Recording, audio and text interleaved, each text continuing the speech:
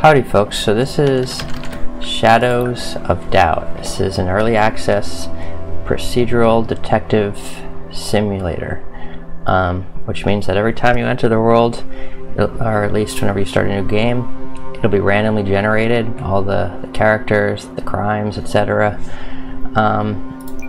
So let's get right into it, see what it is, shall we? So Dead of Night is essentially the tutorial. We'll skip that for now, since any of the details of the game I'll kind of try to explain. This is where it begins generating a new city. There's a lot of randomization. It's all just kind of flavor text. Size, I guess, is important. You don't want to overwhelm yourself early on. You'll be traversing too much space and dealing with way too many citizens. So I like to do small. Random seed establishes where everything is placed. Obviously it's random, so I mean there's not much use in this other than sharing with other people if you want them to kind of experience what you did. CD editor I don't know how to use. Let's continue. Another fun thing is this is to help you role play your character with a name. For example, if you want it to be some kind of Japanese detective, or I don't know, it's like Greek or Arabic. It's just mishmashing of words. I just press it a few times. Raphael Roberts. Skin color as well, to I guess darker to lighter. Let's do random there too. Game difficulty I don't like to mess with because I'm new to this game, nor the settings. Just keep that all there. By default, flickering lights is off. I like to turn it on because I like to risk epilepsy. Continue.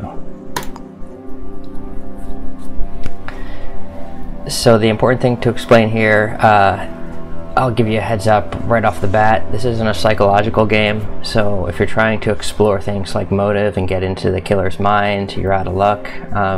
What you're trying to do is connect the dots of evidence, which is either fingerprints, weapons, or in the non-murder cases, just simply tracking down the target, which can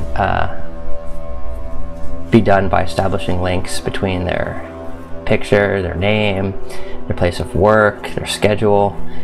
It's basically a fill-in-the-blanks game where you fill in the blanks by stealthing into these different places. It's non-combat oriented. Combat comes up when you're caught and you can incapacitate people. Ironically, for a game about investigating murders, you can't actually yourself commit murder. Maybe in an update. So here we are in our randomly generated city with nothing to do yet. In time, a murder will be committed and you'll be alerted. But what I like to do is to start off, let's see, do I have any money?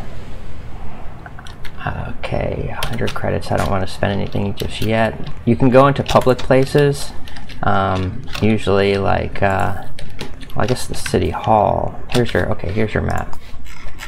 City hall's right there.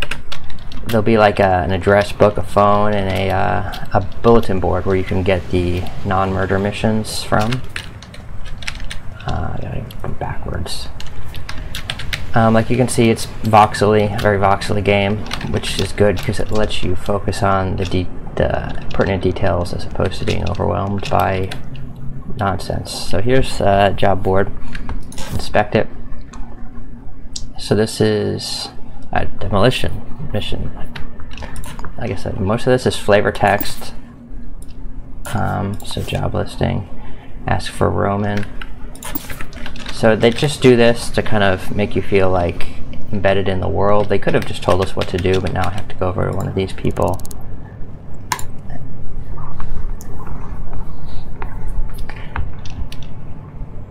Oh, this is fun. You have to find the hidden briefcase. This is like the bane of the game because it can be stuck between objects. Give me the picture. There we go. They give you the street, Man Killer Street. There's probably a lot of murder on that one. Let me give you an example of how information is acquired in this game. So anytime you talk to someone, you get voice information. Here, if you see a photograph on here, employees pictures. This is their name. This is the profile. It's got a database. You have a database whenever you access new information, to which all the new information is stored. So watch what happens when I close. See, information is added. So wherever you see information, regardless of if you're on a mission or not, just take it. Stay hydrated too. You get little boosts. I think already in the left-hand corner I have that boost. A lot of times there's passwords here if I wanted to access things. I'm not going to do it now because it's not necessary, and this computer is also very useful, the one in City Hall, for getting information. But let's get to Man-Killer Street. So another weird thing is the mini-map and the main map are linked. So you have to, if you go to the main map and resize it or change the orientation, it changes in your tab mini-map. I often find myself switching between to change the resolution. Okay, so here's Man-Killer Street, and this is what we have to find, a semblance of that. Alright, that looks pretty similar. So there's going to be a briefcase somewhere near here, and here it is. Take it, hold it, open it, close it. So this is the problem too I've encountered. The briefcases do not despawn. You can't throw them away. So if you leave them scattered where you collected them, as the rotation of random missions occurs, they're going to pile up. The only way to get rid of them is to throw them in the sea. Okay. So what we know about the citizen was inside that briefcase. And all we have is a telephone number and a partner job. So basically you have to find information in the world to establish the identity of this person so that we can vandalize their home. Unfortunately, there's not much to go on other than a phone number. And more than likely, they're not going to be home. So where is a phone? I think all the phones at this point are pay phones. It's a nominal fee, a penny, but it still irks me that you have to pay it. They're in public establishments, so here's more information. Just suck it up.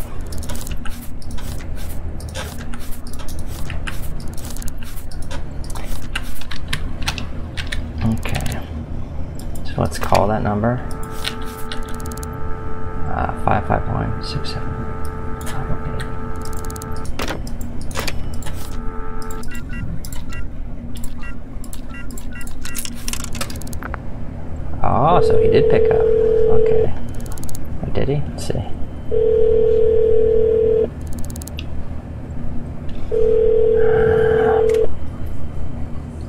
So this is one of the interesting things about the game. Because it's an open world and everything is simulated, the elements are not always going to be in place as you want them. So obviously this person is not home, so they're not going to pick up, so I'm not going to be able to get their voice nor ask for their name. And unfortunately, city directories do not have a reverse number search. In fact, even the information in the city directory doesn't have their phone number, just the address. So I think we're at like a standstill here. And this is the bummer about this game.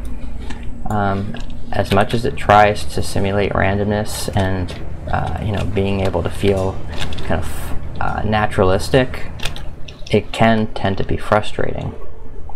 So I don't know where this person works. I know where their partner works. And here's the stupid thing.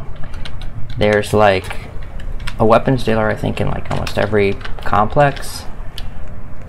But I would have to break in to every one and investigate each of these people to find who is the partner of my target, which is very difficult. And another thing about weapons dealers, you have to find them, and you also have to find the passcode if you want access. The passcode is graffitied on the side of the building, which doesn't make sense. And it's one of the frustrating things about the game. Like, it wants to be kind of naturalistic, but a bit of it is contrived. And I don't see any kind of graffiti on this building, so I don't know the passcode. Shouldn't be in there. Okay, so that's what happens when you enter a place you shouldn't. And time is simulated too, which is interesting. This is where the shadows of doubt come in the night. Red indicates that you can't enter without being illegally there. See, I don't want to do this mission until I have more time. Maybe I'll try calling this person again, and if they don't answer, some of the interface is kind of clunky too.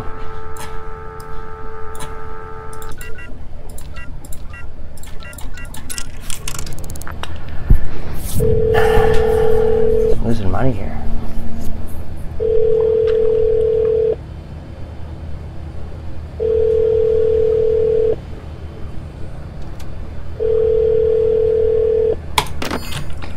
Alright, let's see what other jobs are available. Public humiliation. 86. I don't want to do that one. Because I need a camera. I still haven't gotten one. Events collection. 852. 8397.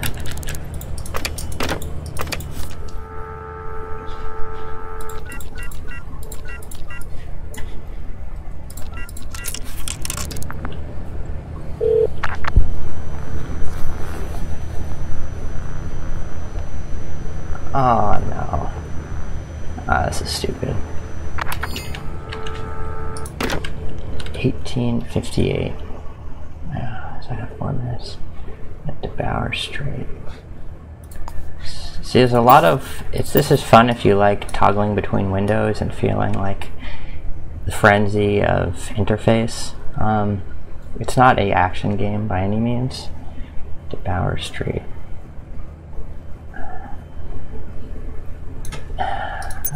You can plot routes and it'll show. See, one of the good things is there's a lot of quality of life stuff in here. A lot of the details that you uncover will auto link into your evidence screen right here.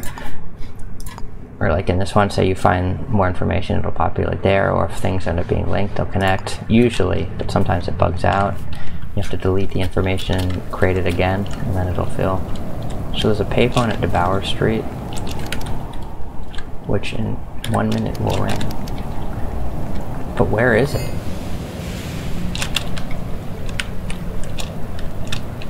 Where the F is it?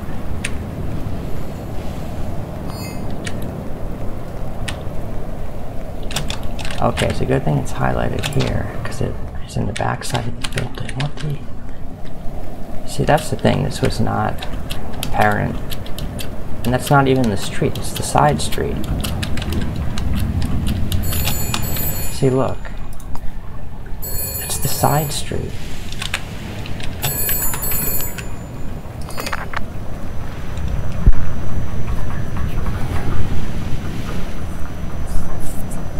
Okay. Oh no, I see another thing about finding the hidden briefcase. This does tend to become quite a bit of busy work.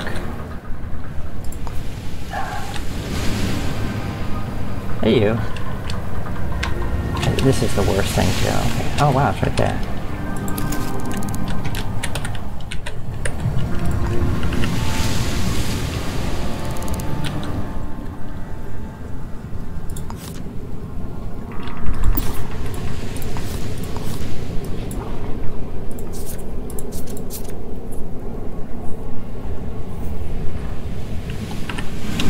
So now we have some indication of what we have to do.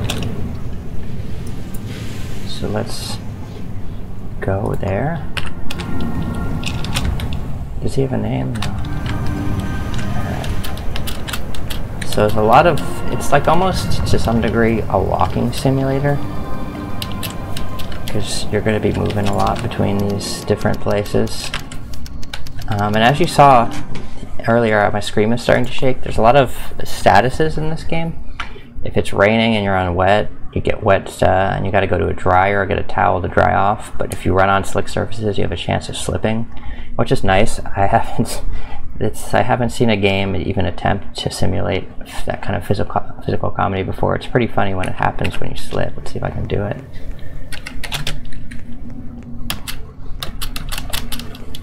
Well, I guess it's not as common as I would have hoped.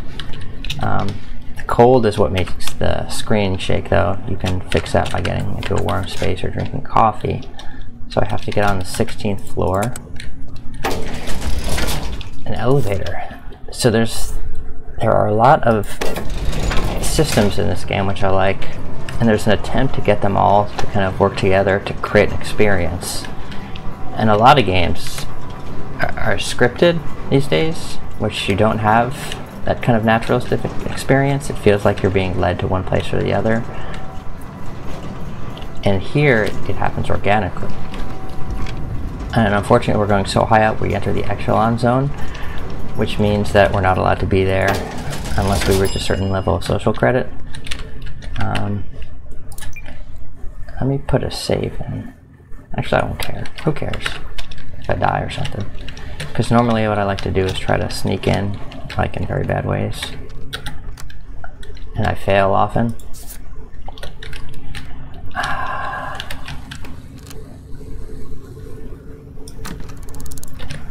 Sometimes stuff's hidden in the mats. Uh-oh, someone's home, which I do not want to deal with. But we can go into air vents. This is a bad one. Oh, how did he see me? Okay, he didn't. He's just alerted to me.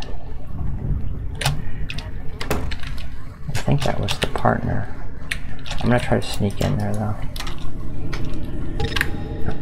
A lot of times the vents are not direct. There's like a maze system in place where you have to enter from a floor or two above or below.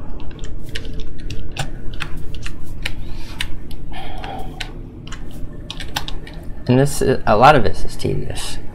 This is not fun. I've been frustrated, like, and obsessively doing this at times because I want to complete the mission, only to be like,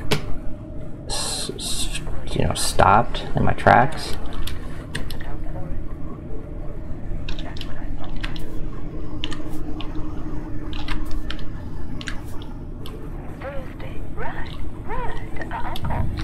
Now I'm on the 17th floor, which is where I don't want to be. And I wonder if it'll snake around back down to the 16th. And that guy is apparently like getting killed or something. Wow. The wonders. We could have just like walked into a murder, and this might populate this new mission. If I go in there and try to like stop it, I don't think I'll be rewarded in any way. In fact, I'll be villainized. And I think that person was looking just right at me. And I'm afraid to go down. And I'm freezing cold and I'm wet.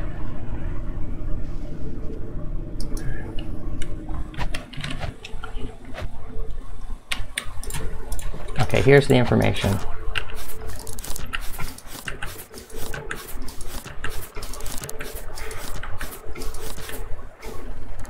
I'm even on the wrong floor, too.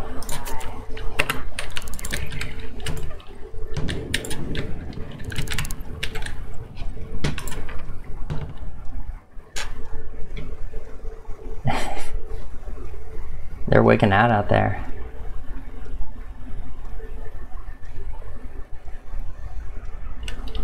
Unfortunately, I don't have any weapons.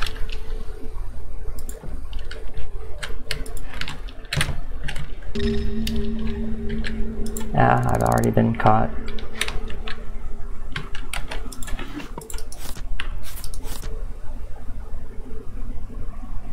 This probably is a murder.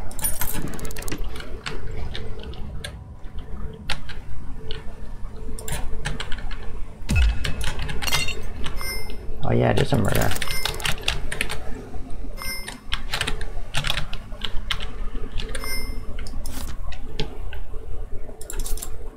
Yeah, they're dead.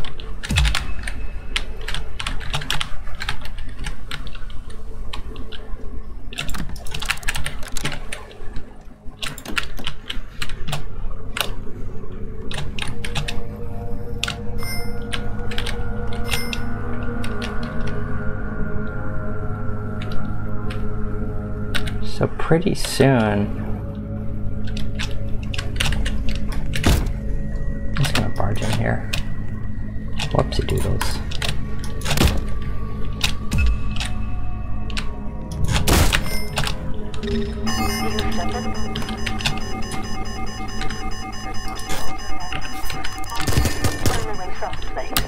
Oh yeah, echelon people also tend to have like, what is it called? Security systems.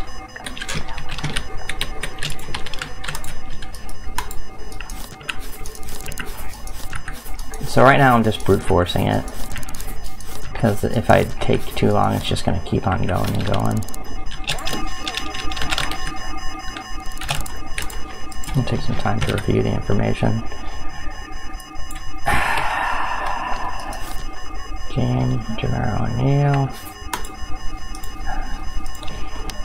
See, I don't have their work order or anything, unfortunately. Count up from 3, 4, 5, 6. Oh, he has a problem with crouching too. If you crouch, sometimes the movement gets bugged.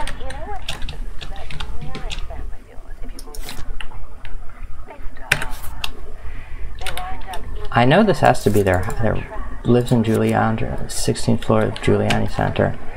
I think this is the only apartment on the 16th floor. So I have to steal a secret envelope, which should be in here. I don't want that sponge. Oh, I picked up a skull too. Huh.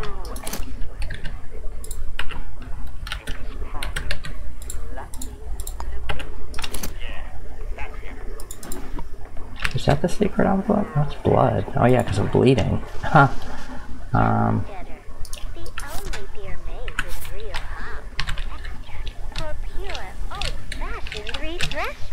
I don't know where it could possibly be. There's always money in there too.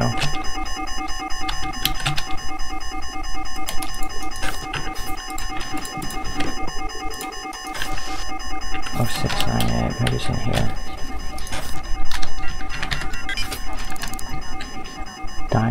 Diamond, money, secret envelope.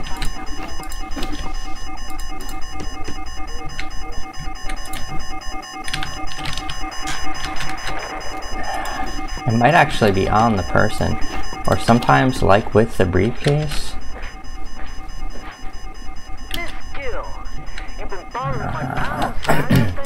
it might be hidden in a place so obscure that it would be near impossible to find. Get a key at least.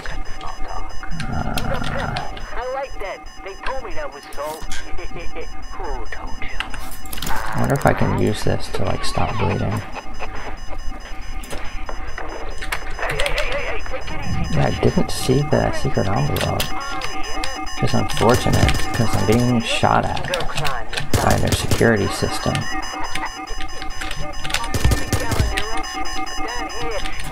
I need to get out of here.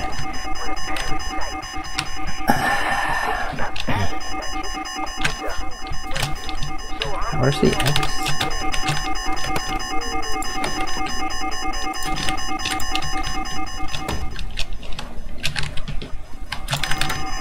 Yeah, I didn't see it.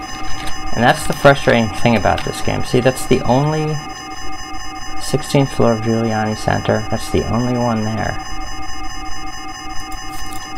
And I didn't see the secret envelope. As I guess also a possibility, it's on their person,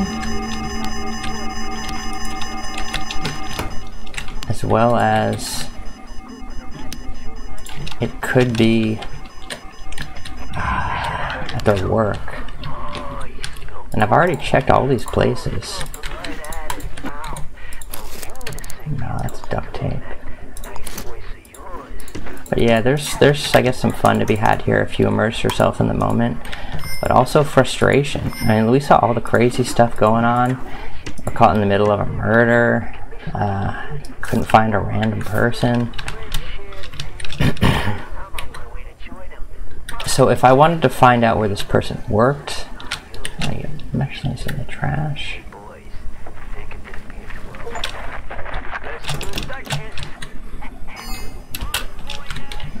to get back in there. So who lives here? Tomorrow, Neo. Connections. Here. So here's what we do. We create some data. Guys, stop it. I don't know if I can move this now. Okay, there we go. So here's their address. And this is potentially, let's see who else is in here. Gennaro O'Neill.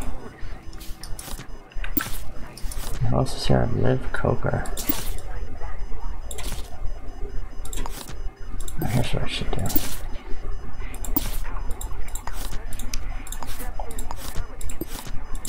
Yeah, it should be. Okay, here. So Liv Coker and Gennaro O'Neill. This is one of the marks. One of them has to be the mark.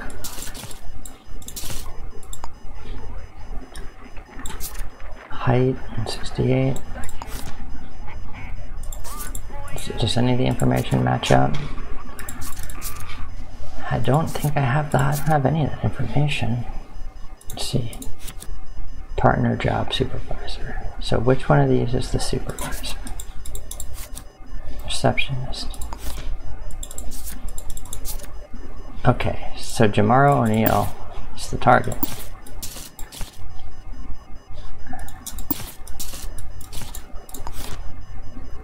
So we know his workplace is J Group. He should have been home by now, though. If you press F1, public information can be found. So I will go to the J Group and find out. And I bet you, like, so this is impossible to see. I bet you that the secret envelope is in here, and that I just did not find it. See, that's not it. That's the calligraphy set. Am I still bleeding? Yeah.